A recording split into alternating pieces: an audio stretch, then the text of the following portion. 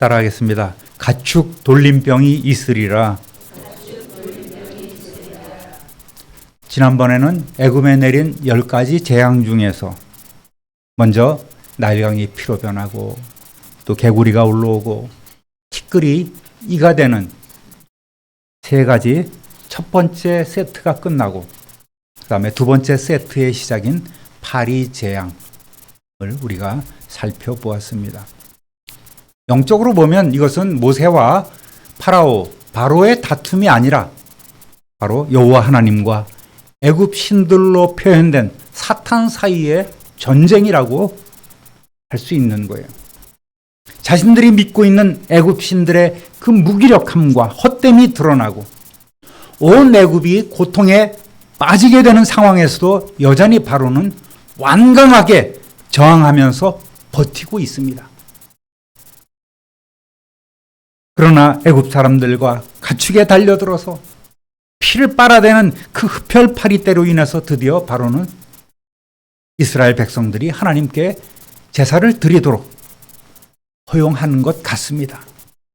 그런데 광야로 보내겠다는 것이 아니라 여기서 제사를 드리라고 하는 꼼수를 부리고 있는 거예요.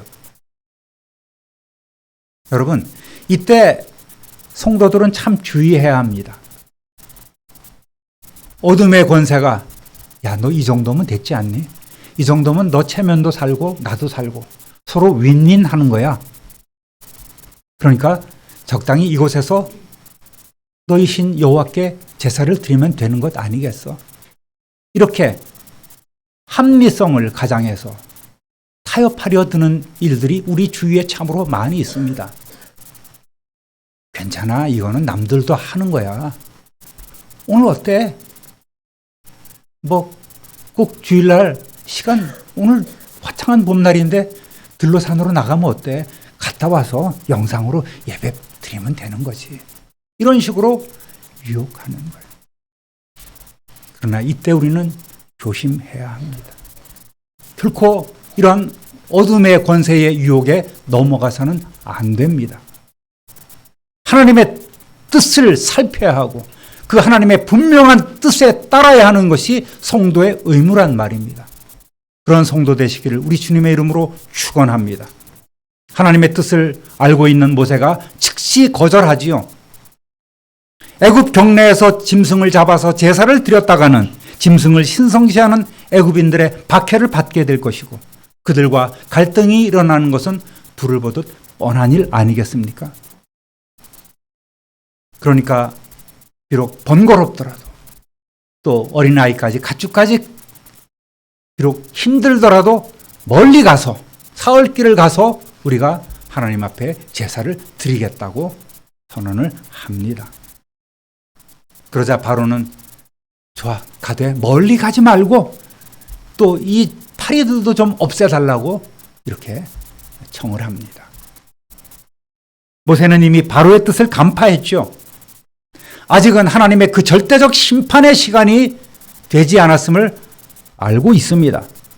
그래요. 우리가 바로 당신을 위해서 기도할 테니 거짓말로 약속을 어기지 마시기 바랍니다. 이렇게 못을 박아두지만 역시나 재앙이 끝나자마자 바로는 그 마음을 딱 닫아버립니다.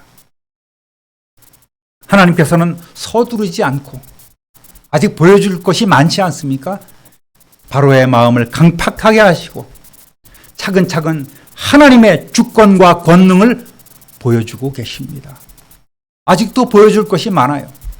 그래서 그들이 믿고 있는 애굽 신들을 잘근잘근 지금 밟고 계시는 것입니다. 자, 두 번째 세트 4, 5, 6 재앙 중에서 5번째 재앙이 시작됩니다. 기대가 되십니까? 기대가 되십니까? 네. 역시 모세와 아론을 통해서 바로에게 동일한 경고와 명령을 전하게 하십니다. 1절 다 함께 읽어보겠습니다. 여호와께서 모세에게 이르시되 바로에게 들어가서 그에게 이르라. 히브리 사람의 하나님 여호와께서 말씀하시기를 내 백성을 보내라. 그들이 나를 섬길 것이니라. 아멘. 그렇지만 하나님께서는 바로의 마음을 다 꿰뚫어 보고 계시지 않습니까? 하나님은 다음 재앙을 이미 준비해 두신 거예요. 모세와 아론이 바로 앞에 나가서 당당하게 하나님의 말씀을 그대로 전합니다. 따라합니다. 여호와의 손이 2절 읽어보겠습니다. 네가 만일 보내기를 거절하고 억지로 잡아두면 여호와의 손이 들에 있는 네 가축 곧 말과 나귀와 낙타와 소와 양에게 더하리니 심한 돌림병이 있을 것이며. 아멘. 첫 만남과 첫 번째부터 세 번째까지 각 재앙을 내릴 때는 여호와 하나님께서 모세와 아론의 지팡이로 재앙이 시작되는 신호를 주셨습니다.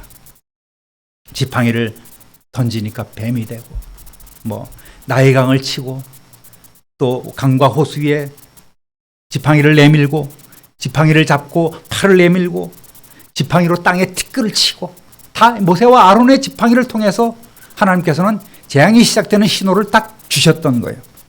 그런데 두 번째 세트부터는 여호와께서 제4 재앙에는 여호와께서 또 다섯 번째 재앙에는 여호와의 손이 등장하는 거예요. 손은 하나님의 능력의 상징입니다. 물론 기본적으로는 모든 기적은 하나님께서 당신의 손으로 행한 것입니다. 모세나 아론의 그 지팡이가 기적을 일으킨 것은 아니지요. 그것은 다만 도구에 불과한 것 아니겠습니까? 여호와의 손이 온 재앙을 지금 주관하고 있음을 보여주고 있습니다. 7장 4절 5절 함께 읽어보겠습니다. 바로가 너희의 말을 듣지 아니할 터인즉 내가 내 손을 애굽에 뻗쳐 여러 큰 심판을 내리고 내 군대 내 백성 이스라엘 자손을 그 땅에서 인도하여 낼지라. 내가 내 손을 애굽 위에 펴서 이스라엘 자손을 그 땅에서 인도하여 낼 때에야 애굽 사람이 나를 여호와인 줄 알리라. 그러니까 여호와께서 또 여호와의 손이 지금 모든 재앙을 주장하고 있는 것이란 말입니다. 바로가 이스라엘 백성들을 보내기를 거절하고 계속 그들을 붙잡아 두고 있다면, 억류하고 있다면 여호와의 손이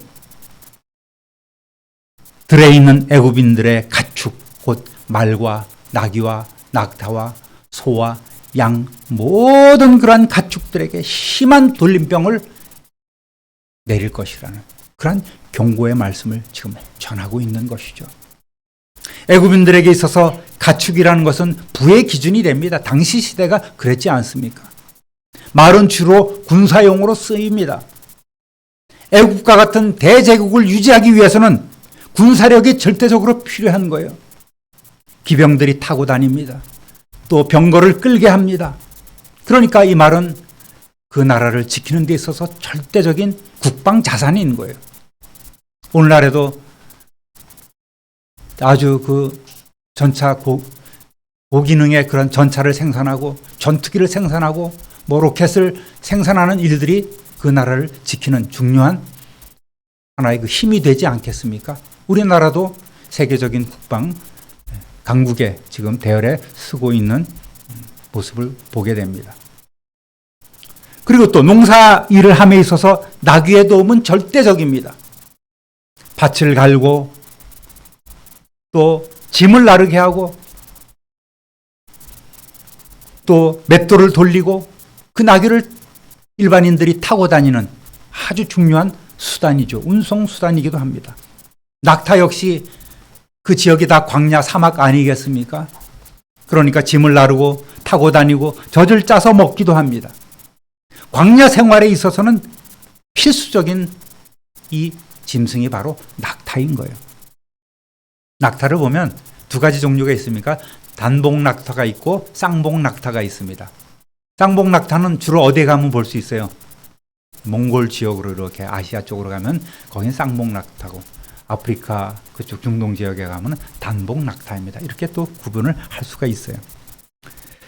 또 소나 양 역시 농사에 이용하고 음식 재료를 얻고 가축이나 털로 각종 생활용품을 만드는데 필수적인 그런 짐승들이죠. 그러니까 짐승을 많이 갖고 있다는 것은, 가축을 많이 갖고 있다는 것은 그들의 부를 이렇게 가늠하는 하나의 척도가 되는 것입니다. 그런데 이러한 가축들에게 하나님께서 전염병을 내리시겠다는 것은 농사도 못 지어, 먹을 것도 없어. 한마디로 애굽인들의 삶에 결정적인 타격을 주고 애굽인들이 못 살도록 망하게 하시겠다는 선언인 거예요. 말이 죽으면 군사력이 약해지고 또 여러 짐승들이 죽으면 경제와 운송수단에 큰 타격을 줍니다.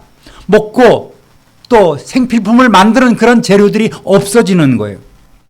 더 재앙을 당하기 전에 빨리 내 백성을 보내라는 그런 말씀이지요. 이 재앙은 지금까지는 사람이나 짐승들에게 고통을 가져다 주었을 뿐 생명까지는 위협하지 않았던 그 모든 재앙들이 이제는 한 걸음 더 나가서 생명까지 뺏어 가시겠다는 경고인 동시에 또 사람보다 앞서서 가축을 먼저 치심으로 장차 하나님께서 주실 그 심판이 어떠한 것인지를 슬며시 보여준 것입니다. 그만큼 재앙의 정도가 한층 심해진 거예요. 따라합니다. 구별된 재앙으로. 4절 읽어보겠습니다. 여호와가 이스라엘의 가축과 애굽의 가축을 구별하리니 이스라엘 자손에게 속한 것은 하나도 죽지 아니하리라 하셨다 하라 하시고. 아멘. 네 번째 파리 재앙부터는 하나님께서 이스라엘 백성들의 땅에는, 고센 땅에는 재앙을 내리시지 않으셨지만 또 그렇게 구별하시고 지금 계십니다. 우리 지난번에 그 앞에 여러 재앙들 역시 이스라엘 백성들은 겪지 않았다고 말씀을 드렸습니다. 많은 주석이나 설교가들이 이때부터 네 번째 재앙부터는 그전 1, 2, 3 재앙은 이스라엘 백성들도 함께 고통을 겪었다고 얘기를 하지만 그렇지 않습니다. 지난번에도 우리가 성경을 찾아봤지만 분명히 애굽 사람들에게 그러한 고통이 가해졌음을 우리가 볼 수가 있는 거예요. 그러니까 여섯 번째, 여덟 번째 재앙도 이스라엘을 구별했다는 그런 얘기는 나오지 않습니다. 당연히 이스라엘은 구별된 그런 상황임을 보여주고 있는 것입니다. 계속해서 하나님께서는 당신들의 백성들을 사랑하시고 보호하시겠다는 의지를 이스라엘 백성들에게 보여주시고 애굽 사람들에게는 당신의 전능하심과 살아서 지금도 세상을 다스리시는 통치하시는 여호와 하나님이심을 지금 나타내고자 하시는 거예요. 그러니까 특별히 강조해서 너 봤지? 너네는 고통받지만 얘들은 내가 고통받지 않도록 할 거야 라고 이렇게 양쪽으로 확신을 주고 있는 것입니다. 하나님께서는 불순종하는 악한 이들에게는 재앙과 심판을 내리시지만 택한 당신의 백성들은 머리털 하나도 상치 아니하도록 도와주십니다. 할렐루야. 시편 121편 5절부터 8절까지 읽어보겠습니다. 여호와는 너를 지키시는 이시라. 여호와께서 내 오른쪽에서 내 그늘이 되시나니 낮의 해가 너를 상하지 않게 아니하며 밤의 달도 너를 해치지 아니하리로다. 여호와께서 너를 지켜 모든 환난을 면하게 하시며 또 내 영혼을 지키시리로다. 여호와께서 너의 출입을 지금부터 영원까지 지키시리로다. 아멘. 우리 찬송 하나 할까요? 하나님은 너를 지키시는 자. 믿음 갖고 우리 찬양으로 나가겠습니다. 하나님은 너를 지키시는 자. 너의 우편에 그늘 빼시니 낮의 해와 밤의 달도 너를 해치 못하리. 하나님은 너를 지키시는 자. 너의 환난을 면케하시니 그가 너를 지키시리라. 너의 출입을 지키시리라. 아멘. 눈을 들어 산을 보아라. 너의 도움 어디서 오나. 천지 지으신 너를 만드신 여호와께로 눈을 들어 산을 보아라. 눈을 들어 산을 보아라. 너의 도움 어디서 오나. 천지 지으신 너를 만드신 여호와께로다. 아멘. 여러분, 하나님을 신뢰하고 하나님께 맡기고 하나님 뜻대로 행하는 성도들에게는 결코 어려움이 없는 줄 믿으시길 바랍니다. 하나님께서 형통함으로 우리를 이끌어 주시는 거예요. 할렐루야! 예수 믿는 수많은 증거와 복들을 받고 누리시는 저와 여러분 되시기를 우리 주님의 이름으로 다시 한번 축원합니다. 따라합니다. 기한을 정하여 5절 읽어보겠습니다. 여호와께서 기한을 정하여 이르시되 여호와가 내일 이 땅에서 이 일을 행하리라 하시더니 아멘. 이번에는 전과 같이 모세가 기도를 하고 야 이거 좀 없애다오. 그런 일들이 있어야만 재앙이 사라지는 것이 아니라 이번에는 하나님께서 직접 하루 기간에 시간을 정해놓고 이 재앙을 행하시겠다고 말씀하고 계십니다. 그만큼 하나님께서 내리신 재앙은 철저하고도 단호하게 이루어졌음을 우리는 알 수 있는 거예요. 한편으로는 하나님께서는 바라오에게 하루 동안의 말미를 줌으로써 회개하고 하나님의 뜻을 받아들일 수 있도록 사랑과 관용을 베풀어 주신 것입니다. 하나님은 아주 단호하시지만 그러나 그 가운데서도 끊임없이 사랑을 나타내 보이시는 분이심을 믿으시기를 바랍니다. 그리고 바로가 응답하지 않자 그 다음날 즉시로 집행을 하십니다. 6절 함께 읽어보겠습니다. 이튿날에 여호와께서 이 일을 행하시니 애굽의 모든 가축은 죽었으나 이스라엘 자손의 가축은 하나도 죽지 아니한지라. 아멘. 여기서 모든 가축은 죽었지만 대부분이라고 이해를 하셔야 돼요. 왜냐하면 9장 19절에도 또 애굽의 모든 짐승떼가 우박에 맞아서 죽는 일들이 있지 않습니까? 그러니까 대부분의 그런 가축은 돌림병으로 인해서 죽었지만 이스라엘 자손의 가축은 하나도 죽지 않았다는 이런 의미로 우리가 받아들여야 되겠습니다. 이 가축 전염병이 어떤 것인지는 알 수 없어요. 최근에도 우리나라 상황을 보면은 듣도 보도 못했던 그런 가축병들이 창궐하지 않습니까?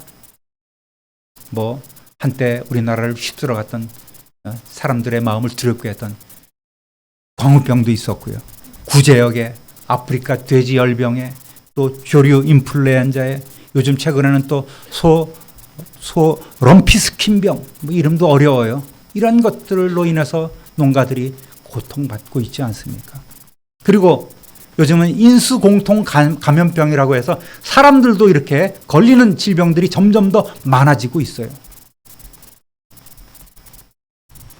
수천 수만 마리를 땅에 묻어버리지만 그것으로 끝난 게 아니에요. 그것들이 지하수와 농토를 오염시키고 결국 환경을 파괴하고 있음을 깨달아야 되는 거예요.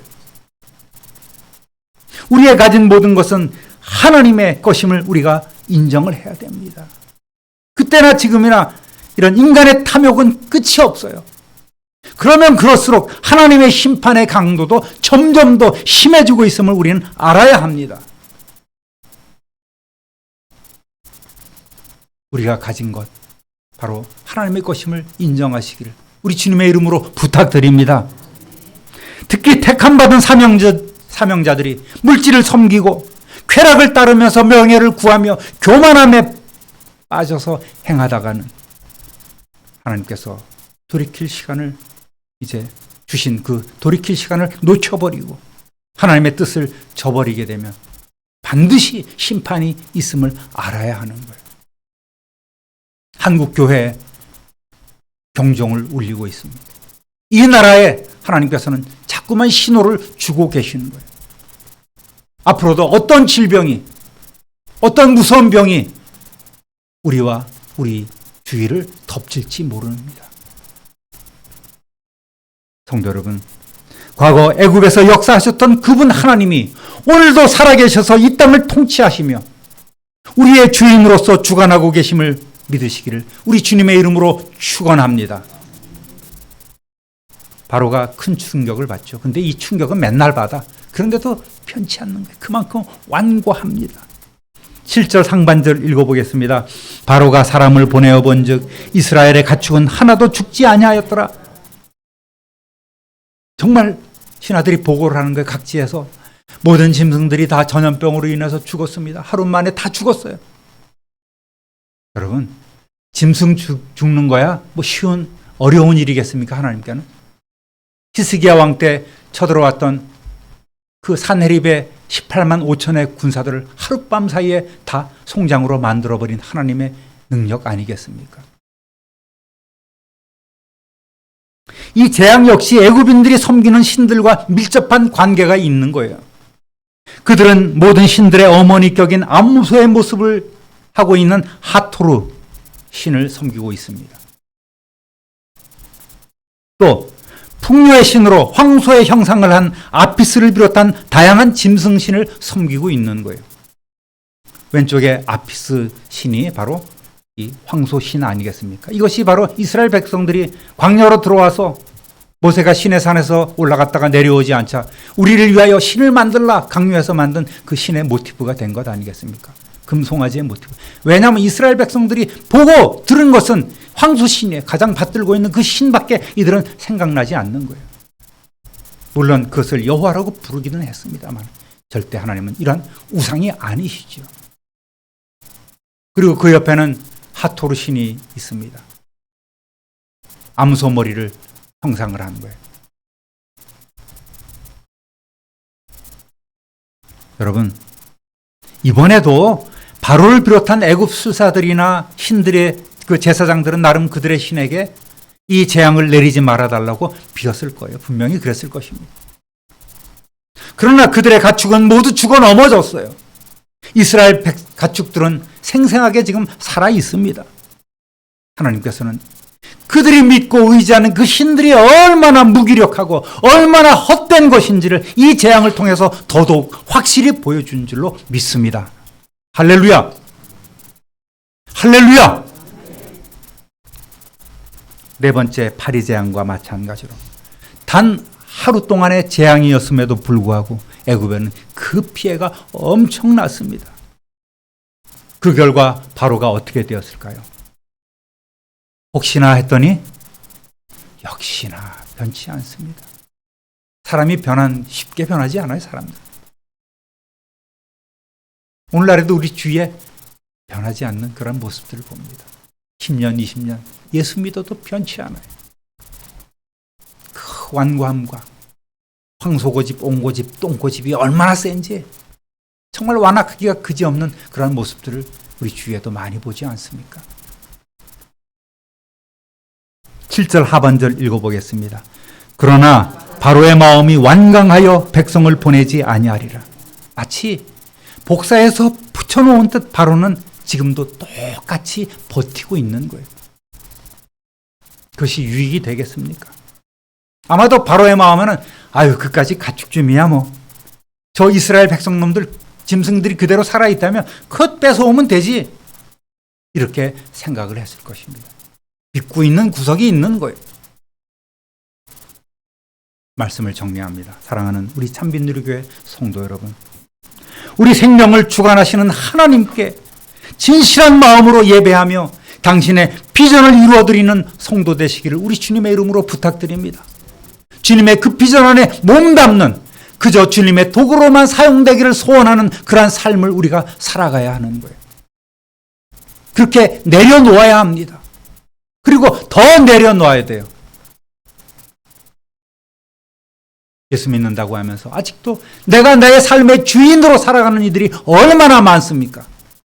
주님이 나를 통치하시고 지배하셔야 하는데도 불구하고 나는 여전히 살아서 주님은 한때 그저 내 마음속에 머무르는 손님에 불과한 그러한 삶으로 살아가는 이들이 얼마나 많은지 모릅니다.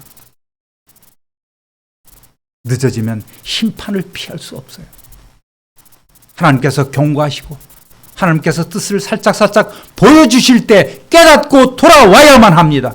그리고 오직 성령님의 이끄심대로 살아가는 저와 여러분 되시기를 우리 구주 예수 그리스도의 이름으로 축원합니다. 축원합니다. 축원합니다. 존귀하신 하나님 아버지, 오늘 가축 돌림병으로 애굽의 모든 짐승들을 심판하시고 또 바로에게 강력하게 경고하시는 하나님의 모습을 저희들 살펴보았습니다.